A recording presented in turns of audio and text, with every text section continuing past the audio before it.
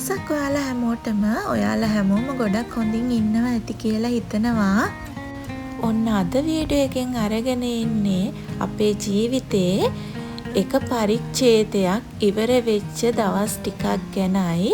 ඉතින් අපේ ජීවිතේ ඕනම දෙයකට අන්තිම දවසක් කියලා එනවා කියලා තේරුණා අපිට හොඳටම මෙන්න මේ දවස් ටිකේදී. ඉතින් මේ තියෙන්නේ අපේ බොටනිකල් ගාඩන් එකේ මැකායි බොටනිකල් ගාඩන් එකේ අන්තිමටම ඇවිදින්න ගිය දවසේ ගත්ත වීඩියෝ එකක්.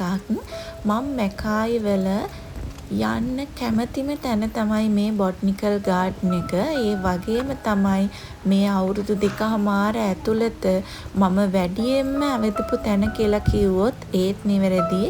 මොකද අපේ බබාලව ඉස්කෝලේ දාලා හස්බන්ඩ් නිවාඩු දවසට හැමදාම වගේ අපි මේකේ ඇවිද්දා.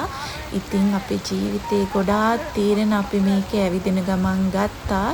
ඉතින් මට හිතුණා අපි අන්තිමට ඇවිදපු දවසෙත් මේකේ පොඩි වීඩියෝ එකක් ගන්න අපිට කවදා හරි දවසක මේ දේවල් බලලා ආපහු පරණ දේවල් මතක් කරගන්න පුළුවන් නිසා.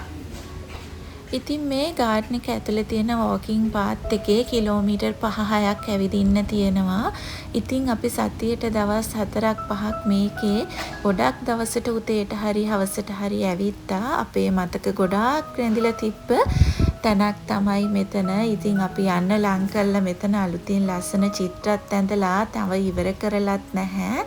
ඉතින් මේ හැම දෙයක්ම ලස්සන බලාගෙන අපි ඉතින් මේ ගමන ඉවර කරන්න තමයි මේ ලෑස්ති.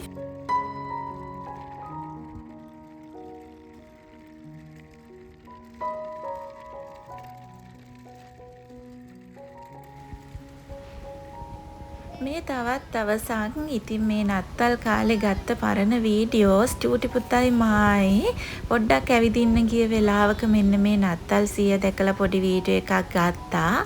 ඒක දැකලා ගෙදර ආවට පස්සේ මේ පේනවනේ මේ නත්තල් සියගේ හැට් එක ගලවන්නම දුන්නේ නැහැ. දවසම දාගෙන තමයි හිටියේ.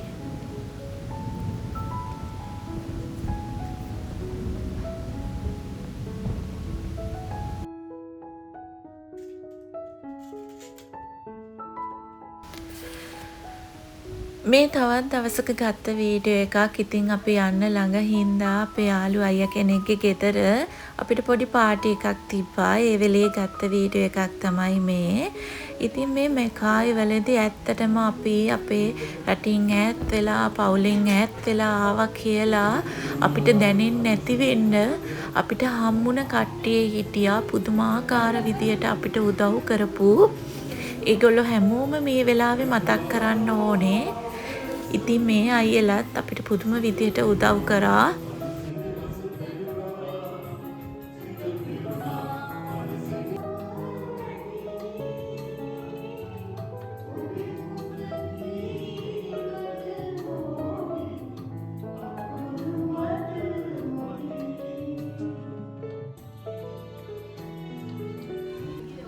මේ තවත් දවසක් ඒ කියන්නේ අපි පුතාලගේ ඉස්කෝලේ ක්‍රිස්මස් කොන්සර්ට් එක දවසේ ගත්ත වීඩියෝස් ටිකක් තමයි. කොන්සර්ට් එකට යන්න කලින් ඉතින් මම මගේ හොඳම යාළුවාගේ ගෙදර ආවා. පුතාලව එහෙදිම ලෑස්ති කරගෙන යන්න කියලා. ඉතින් මේ ගත්ත වීඩියෝස් මේ පුතාලගේ ක්‍රිස්මස් කොන්සර්ට් එක දවසේ මෙහෙ මේ විදිහට තමයි කොන්සර්ට් තියෙන්නේ. ලොකු වියදම් නැහැ. ළමයින්ට කැමති විදිහට ක්‍රිස්මස් තීම් එකට ඇඳුමක් ඇඳන් එන්න කියලා තියෙනවා. ඒක නැත්තත් ප්‍රශ්නයක් නෑ. ඉතින් මේ විදියට ඔක්කොම ළම මේ විදියට පික්නික් ට්‍රක්ස් දාගෙන ඉඳගෙන පුංචි ස්ටේජ් එකක් හදලා එතන ක්‍රිස්මස් සෝන්ග්ස් වලට පොඩි ඩාන්ස් එකක් දාන එක තමයි කරන්නේ. ඉතින් මේ පේනවනේ අපේ චූටි පුතා බීච් ගිහින් වගේ තමයි එතන කොන්සර්ට් එක බැලුවේදා.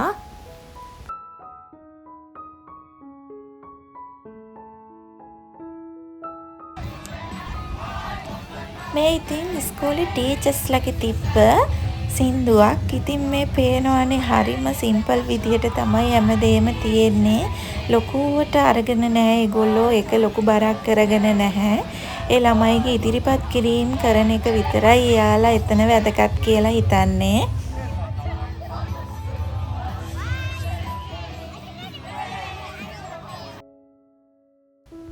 අපේ චූටි පුතාගේ සින්දුව මුළු සින්දුවම දාන්න විදිහක් නෑ මේකේ කොපිරයිට් ඇදෙන හින්දා ඒ වුණාට වීඩියෝ එකේ ටිකක් හරි මම දානවා එයාට කවදා හරි දවසක බලන්න ආස වෙයි කියලා හිතන හින්දා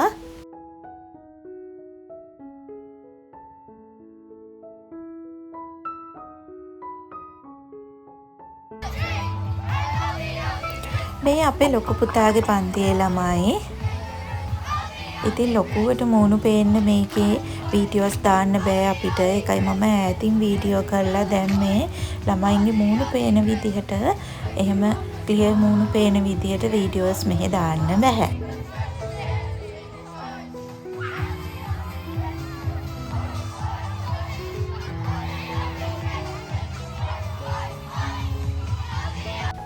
ඉතින් මේ අපි මැකායි වලින් යන්න අන්තිම සතියේ විතර අපි ගෙදරින් බඩු ගොඩක් අයින් කරලායි තිබ්බේ.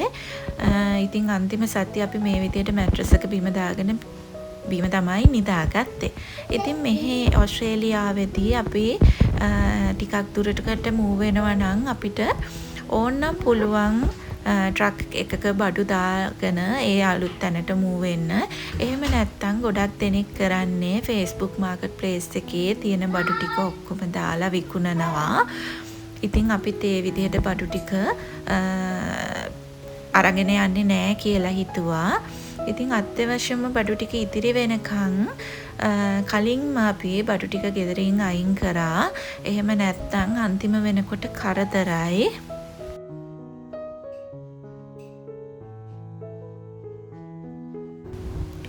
මේ අපේ පුතාලගේ ටයිකොන්ඩෝ ක්ලාස් එකේ එයාලගේ අන්තිම ග්‍රේඩින් එක ඉතින් අපි හිතාගෙන ඉන්නවා එයාලට අලුත් තැනටත් ගිහිල්ලා ටයිකොන්ඩෝ ක්ලාස් එකට දාන්න. ඉතින් මේ එයාලගේ අන්තිම ග්‍රේඩින් එකේ පුංචි වීඩියෝ එකක් මම ගත්තා.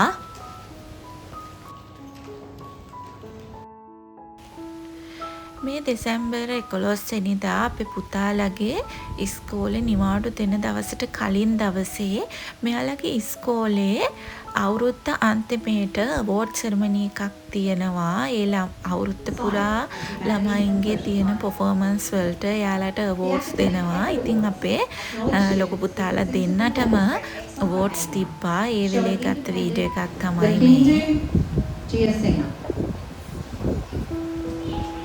Taylor Jellett, Lucas Knott. ඉතින් මෙයා නම් මට වෝට්ස් දෙන එක බලන්න නම් දුන්නේ නෑ. එයා මේ විදියට ඉතින් මේ එළියේ බහැලා සෙල්ලම් කරා. මං ඉතින් හිටගෙන තමයි මුළු සෙරමනි එකම බැලුවේ.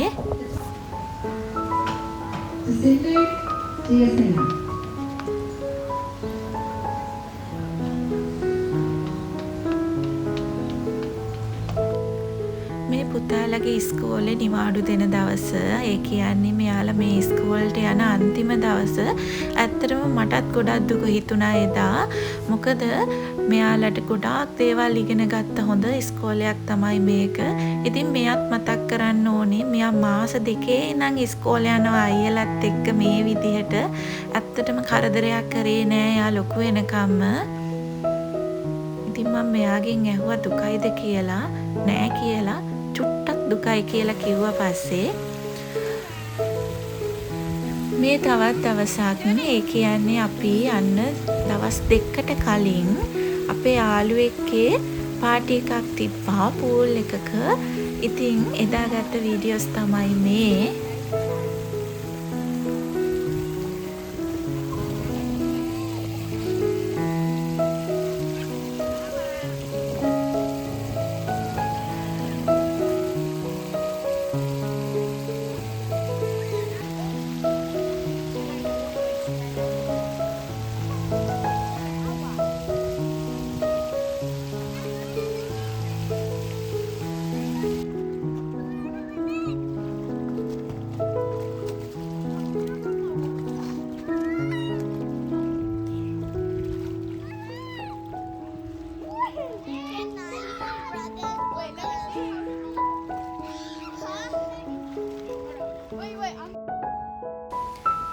ඉතින් මෙයාලා තමයි එදා පාටි එක ඇරේන්ජ් කරේ. ඉතින් මේ මගේ මැකායි වලදී හම්බුණ හොඳම යාළුවා.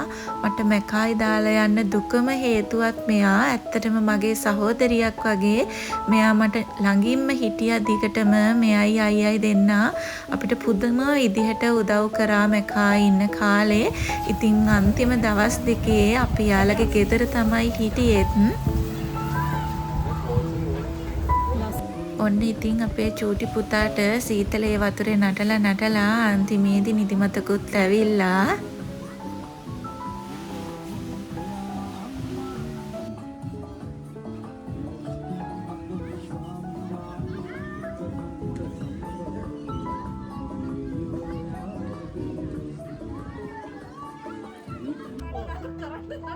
අපේ තව යාළුවෙක්ගේ බර්ත්ඩේ එකකුත් එදා තිබ්බා. ඉතින් එයාගේ කේක් එකත් එදා අපි මෙතන පූල් එක ළඟ ඉඳලම කැපුවා.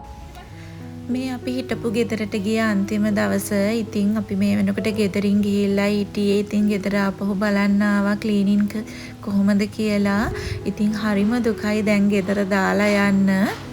ඉතින් මේ ඔස්ට්‍රේලියාවේ අපි ගෙදරක රෙන්ට් එකට ඉන්නවා නම් ආපහු ගෙදර බාර දෙද්දී ගෙදරට ෆුල් ක්ලීන් එකක් කරලා බාර දෙන්න ඕනේ. ඒක අපිට කරන්නත් පුළුවන්. ක්ලීනර්ස්ලට දීලා කරන්නත් පුළුවන්. අපි ක්ලීනර්ස්ලට දීලා ක්ලීනින් එක කරගත්තා. අපි අන්තිම දවස් දෙකේ මගේ යාළුවා එරන්දිලා ගෙදර තමයි හිටියේ. ඉතින් එදා නම් ඒ ඉන්න අතරතුර මට වීඩියෝ කරන්නත් මතක් වුණේ නැහැ. මේ එක පොඩි කොටසක් තියෙනවා අපි එහෙ ගත කරපු.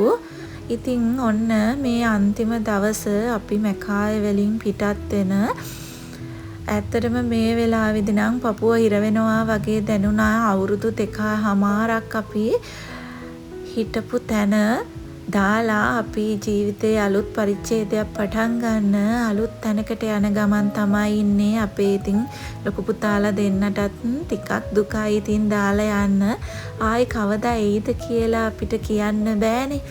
ඒ ඉඳා හරිම දුකින් තමයි ඉතින් අපි එදා මැකායි වලින් පිටත් උනේ. ඉතින් ඔහොම තමයි නේද අපේ ජීවිතේ එක එක කාල එනවා. අපි ඉතින් ලංකාවෙන් මෙහෙට එනකොටත් ඔහොම තමයි. ඒ සැරේ නම් පුදුමාකාර දුකකින් ආවේ අම්මලාව දාලා එනකොට. ඉතින් ඊට පස්සේ අපි මෙහෙ ඇවිල්ලා මෙහෙ සෙටල් වුණා. දැන් ඉතින් මෙහෙ දාලා යන්න දුකයි. මේ අපි අලුත් ගෙදරට ඇවිල්ලා පහුවදා ආව ගමන් පුතාලා කරේ එයාලගේ ක්‍රිස්මස් ට්‍රී එක හදපු එක. මොකද දෙසැම්බර් 1 වෙනිදා ඉඳන් කවත්ත ක්‍රිස්මස් ට්‍රී එක හදන්නේ කියලා ඒගොල්ලෝ මග බල හිටියා. මං ඉතින් කිව්වා අපි අලුත් ගෙදරට ගිහිල්ලාම හදමු කියලා. ඉතින් මේ දෙසැම්බර් 17 වෙනිදා තමයි අන්තිමේ එයාලට ක්‍රිස්මස් ට්‍රී එක හදාගන්න පුළුවන් වුණේ.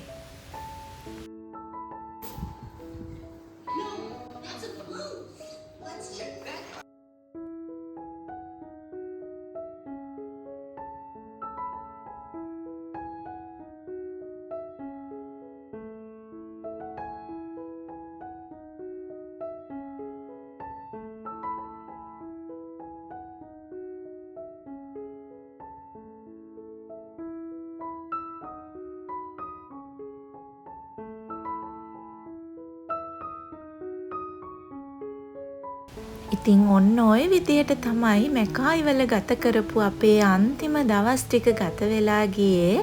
මං හිතනවා ඔයාලත් මගේ වීඩියෝ එක ආසාවෙන් බලන්න ඇති කියලා. මැකායි වල ගත කරපු කාලේ ලස්සන මතක කිහිපයකුත් මම මේ වීඩියෝ එකටම එකතු කරන්නම් කියලා හිතුවා.